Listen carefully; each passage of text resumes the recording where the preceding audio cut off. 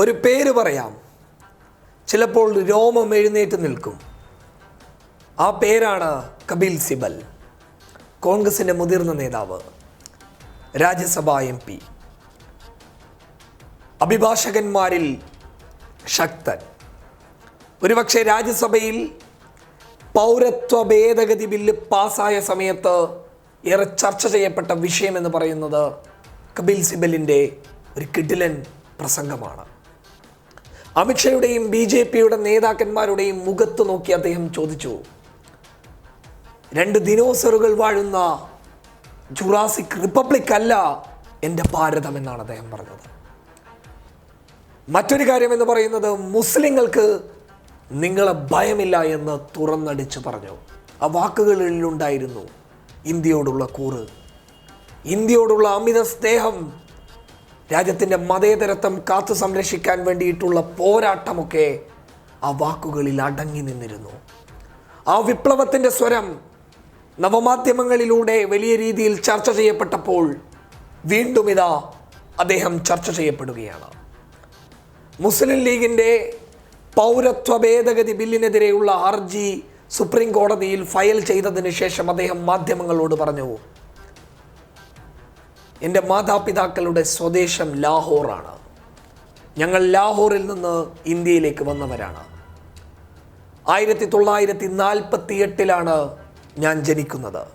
അപ്പോൾ എൻ്റെ മാതാപിതാക്കളുടെ നാട്, രാജ്യം ഏതാണ് എന്നുള്ളത് നിങ്ങൾക്ക് വ്യക്തമല്ലേ?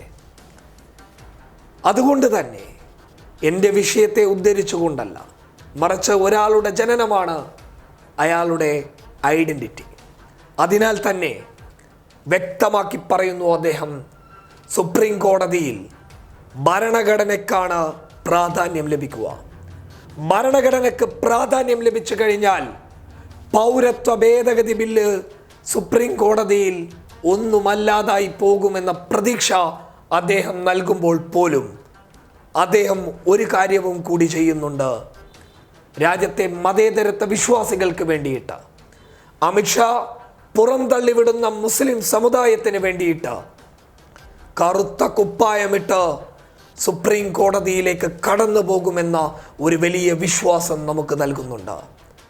തൻ്റെ അവസാന നിമിഷം വരെ രാജ്യത്തെ മതേതരത്വത്തിന് വേണ്ടി അമിത്ഷാ പുറത്താക്കുന്ന മുസ്ലിങ്ങൾക്ക് വേണ്ടിയിട്ട് സുപ്രീം കോടതിയിൽ വാദിക്കുമെന്ന ശക്തമായ വാക്കുകൾ നൽകുമ്പോൾ സുപ്രീം കോടതിയിൽ ചിലപ്പോൾ ഈ മുതിർന്ന അഭിഭാഷകൻ, ശക്തനായ അഭിഭാഷകൻ, ഒരുപക്ഷെ ഇന്ത്യയിലെ മികച്ച അഭിഭാഷകന്മാരിൽ ഒരാളായ കപിൽ സിബലിന് ചിലപ്പോൾ വിപ്ലവം സൃഷ്ടിക്കാൻ സാധിച്ചേക്കാം.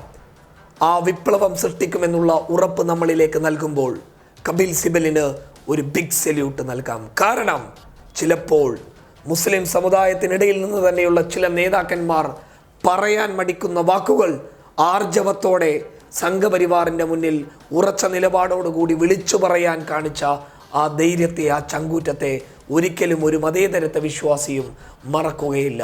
നിങ്ങളും ഞങ്ങളും അടങ്ങിയ ഒരു ഭാരതം തീർച്ചയായും ഉണ്ടാവുക തന്നെ ചെയ്യും. News desk public Kerala.